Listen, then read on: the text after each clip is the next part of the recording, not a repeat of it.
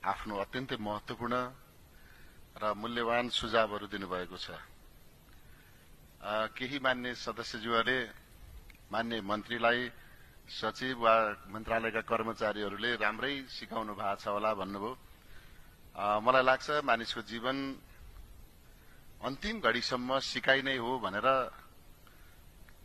विद्वानहरूले भन्ने गर्दछन् र म पनि त्यो विश्वास गर्दछु कि यो सिक्ने क्रम चाहिँ भरिसके पल पलमा गर्न पाए हुन्थ्यो। सबभन्दा राम्रो काम यही हो जस्तो लाग्छ मलाई र मैले पनि सिक्ने क्रममै छु, सिकेको छु।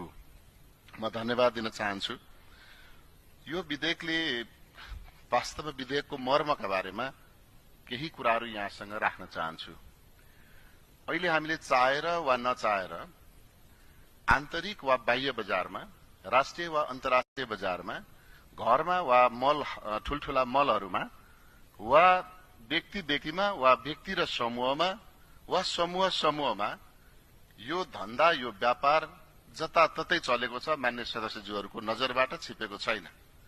भर्खरै केही मान्य सदस्यहरूले पनि भन्नुभयो नेटवर्किङ मार्केटका नाममा बजारमा यति ज्यादा व्यथिति बढेको थियो र धेरै नेटवर्किङ मार्केटका व्यवस्थापकहरू, सञ्चालकहरू, त्यसका निर्देशकहरू, त्यसका लगानीकर्ताहरू केही जेलमा रहेको कुरा पनि आफै जानकारी गर्नुभएको छ, आफैले यहाँ प्रस्तुत गर्नुभएको छ। सरकारको दायित्व के हो भने कानून विपरीत व्यापार व्यवसाय गर्ने वा कानून विपरीतका कुनै पनि कर्म गर्ने कुनै व्यक्ति, समूह वा संगठनलाई सजाय गर्ने वा दण्डित गर्ने सरकारको यो नियमित कामभित्रै पर्दछ।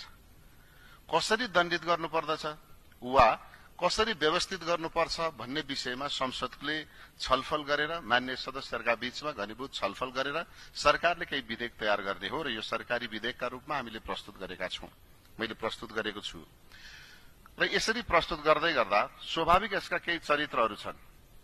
वस्तुको विनिमय वा वस्तुको प्रत्यक्ष व्यापार गर्दा त्यसमा एउटा वस्तु बेच्नका लागि जुन सदस्य बन्नुपर्ने, पिरामिडको शैलीमा एक व्यक्तिले एउटा वस्तु किन्दा त्यसको मुनाफा अर्को व्यक्तिले पाउँछ भनेर आश्वासन दिएर बेचिने क्रियाकलाप ठगी हो भन्ने कुरा हामी सबैको नजरमा छिपेको छैन। त्यसैले यो ठगी नियन्त्रण गर्नका लागि पनि एउटा व्यक्तिले एउटा वस्तु किन्नका लागि, मानव उदाहरणका रूपमा मान्य सदस्यज्यूहरूलाई यो विषयको ज्ञान छ भन्ने मलाई विश्वास छ, एउटा कलम किन्नका लागि प्याकेज बनाएर अर्को एउटा डट पेन पनि, एउटा पेन्सिल पनि, अर्को एउटा झोला पनि किन्नुपर्ने जुन बाध्यता छ, वस्तुलाई उपभोक्ताले चाहेको जुन वस्तु हो त्यही वस्तु मात्रै किन्न पाउने उपभोक्ताको अधिकार हो। त उपभोक्ता त्यो नेटवर्किङ मार्केटमा भन्नुहोस् वा अप्रत्यक्ष मार्केटमा, सब बजारमा भन्नुहोस्, त्यो वस्तु किन्न ऊ बाध्य हुन्छ। त्यसलाई नियन्त्रण वा व्यवस्थापन गर्नका लागि यो विधेयक प्रस्तुत गरिएको छ। त्यसैले मान्य सदस्यज्यूहरूलाई चिन्ता नगर्नका लागि म आग्रह गर्दछु। अर्को कुरा सँगसँगै मैले यसमा भन्नै पर्ने पनि लाग्छ, व्यापार व्यवसाय राज्यको एक खालको यो चाहिँ पाइपलाइन अथवा लाइफलाइन पनि हो। यो लाइफलाइन व्यापार भएन भने राज्य करबाट राज्य सञ्चालन हुन्छ र राज्यको सबैभन्दा ज्यादा आय कहाँ हुन्छ? राज्यका थुप्रै फराकिलो कर क्षेत्रहरू छन्, त्यसमध्येमा सबैभन्दा ठूलो वाणिज्य वा व्यापार हो र व्यापार गर्ने व्यापारीले कर तिरेको आधारमा राज्यको राजस्व ढिकुटी जम्मा हुन्छ र त्यसबाट राज्य सञ्चालन हुन्छ। दुई खालको दृष्टिकोण छ संसारमा व्यापारीहरूलाई गरिने व्यवहार, व्यापार व्यवसायीहरूलाई। धेरै ठाउँमा के भनिन्छ भने अभियोग लागिसकेपछि अभियोक्तालाई पहिले सुन्ने अनि पछि थुन्ने छ, तर अधिकांश केही देशहरू जहाँ हाम्रोमा पनि छ यो पहिले थुन्ने अनि पछि सुन्ने। एउटा व्यवसायी पहिले थुनिएपछि, एउटा व्यवसायी पहिले थुनिन्छ, थुनिसकेपछि 1.5 वर्षमा उसले सफाई पाउँछ, त्यतिन जेलमा उसको व्यापार व्यवसाय सबै समाप्त भइसकेको हुन्छ। अब भन्नुहोस् राज्यमा उसले तिरेको करको बापत उसले के पाउँछ? त्यो व्यवसायीले के पाउँछ? त्यसैले हामीसँग यस्तो एउटा नकारात्मक तर्क, नकारात्मक धारणा विकास भएको छ। हर व्यक्तिलाई पहिले थुन्नुपर्छ अनि भित्र लगेर सुन्नुपर्छ, सुन्दाखेरि निर्दोष ठहरियो भने अनि छोड्नुपर्छ। मलाई लाग्छ, मेरो व्यक्तिगत धारणा हो यो, मलाई के लाग्छ भने हरेक अभियुक्त अभियोग लाग्दैमा दोषी हुँदैन, अभियोग लागेको बेलामा उसका कुरा पहिले सुन्नुपर्छ अनि थुन्नुपर्छ भन्ने धारणाबाट हामी यो विधेयकले अलिकति आशय अगाडि बढाएको छ। व्यवसायीहरूको धेरै माथिको धनराशिको दण्ड सजाय तोकेपछि कारबाही हुन्छ कि भन्ने पनि अर्को धारणा छ। मलाई के विश्वास छ, मलाई लाग्छ भने म पनि एउटा कानूनको विद्यार्थीको दृष्टिकोणले दण्ड जरिवानाको भोलम ठूलो भएपछि त्यो कहाँ जान्छ? मुद्दा मामिलामा जान्छ। जब जरिवानाको आकार एकदमै ठूलो हुन्छ त्यहाँ चलखेल हुन्छ र मुद्दा जित्छ।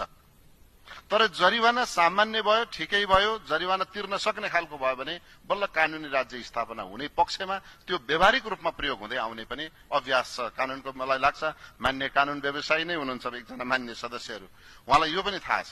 यदि एउटा व्यापारीलाई सामान्य 10 लाखको व्यापार गर्ने व्यापारीलाई हामीले 10 लाखको जरिवाना तिरायौं भने जरिवाना निनाहा गर्नका लागि गरिने प्रयास नेपालको व्यवहारिक पक्षमा त्यति राम्रो हुन्छ जस्तो लाग्दैन। त्यसैले जरिवानाका बारेमा, यो सजायका बारेमा, पिरामिड शैलीका बारेमा, सँगसँगै यो समूह बनाएर व्यापार गर्न नपाइने कुराहरूमा र जुन अर्को चिन्ता छ बेरोजगार हुन्छ कि भन्ने चिन्ता छ।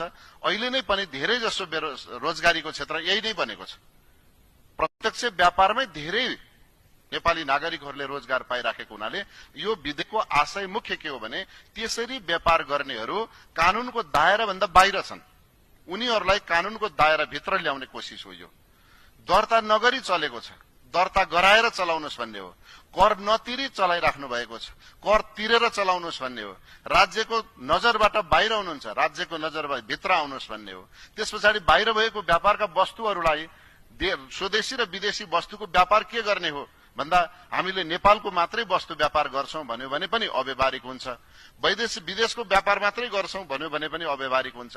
त्यसैले यसमा एउटा प्रयोजनको व्यवस्था गरियो, एउटा प्रावधान के राखियो भने कम्तीमा 25% चाहिँ स्वदेशी वस्तु मिसाएर मात्रै बेच्न पाइन्छ है। विदेशीको मात्रै एजेन्ट हुन पनि नपाइने, स्वदेशी वस्तु मात्रै बेच्छु भनेर व्यापार सुकाउने अथवा व्यापारै नचल्ने अवस्था पनि नहोस् भनेर यसलाई व्यावहारिक रूपमा यो धारणा राखिएको छ, यो व्यवस्था गरिएको छ। अर्को सँगसँगै अनुगमनको पाटोमा पनि स्थानीय तहसम्म अनुगमनको संयन्त्र बिछाइएको छ। मान्य सदस्यज्यूहरूले तर्क राख्नुभयो यो त व्यावहारिक रूपमा कार्यान्वयन हुँदैन, तर सँगसँगै अर्को चिन्ता व्यक्त गर्नुभएको छ। म त्यो चिन्ताको स्वागत गर्दछु। त्यो के हो भने अनुगमन हुँदैन कि अनुगमन फितलो हुन्छ कि भन्ने कुरामा उपभोक्ताको समेत सहभागितामा अनुगमन गर्ने भनिसकेपछि मिसावट, चुहावट, कर ठगी, व्यापार ठगी र यो क्षेत्रमा पनि केही व्यवस्थापन गर्न सकिन्छ, नियमन गर्न सकिन्छ। त्यसैले मान्य सदस्यज्यूहरूले भन्नुभयो जस्तो यो विधेयकको पुनर्लेखन वा विधेयक फिर्ता गर्नुपर्छ जस्तो मलाई लाग्दैन। त्यसैले यो विधेयकका बारेमा यो विचार गरियो, छलफल गरियोस् र यसलाई पारित गर्नकै लागि पनि म अनुरोध गर्दै मेरो भनाइ अन्त्य गर्छु। धन्यवाद। अब यो छलफल यही समाप्त हुन्छ। अब म वस्तुको प्रत्यक्ष बिक्री व्यवस्थापन तथा नियमन गर्ने विधेयक 2074 माथि विचार गरिस् भन्ने प्रस्तावलाई निर्णयार्थ प्रस्तुत गर्दछु। यो प्रस्तावको पक्षमा हुने मान्य सदस्यहरूले हुन्छ भन्नुहोला र यसको विपक्षमा हुने मान्य सदस्यहरूले हुन्न भन्नुहोला। यो प्रस्तावको पक्षमा हुने मान्य सदस्यहरूले हुन्छ भन्नुहोस्। यसको विपक्षमा हुने मान्य सदस्यहरूले हुन्न भन्नुहोस्। हुन्न भन्ने आवाज सुनिएन, तसर्थ वस्तुको प्रत्यक्ष बिक्री व्यवस्थापन तथा नियमन गर्ने विधेयक 2074 माथि विचार गरियोस् भन्ने प्रस्ताव सर्वसम्मतले स्वीकृत भएको घोषणा गर्दछु।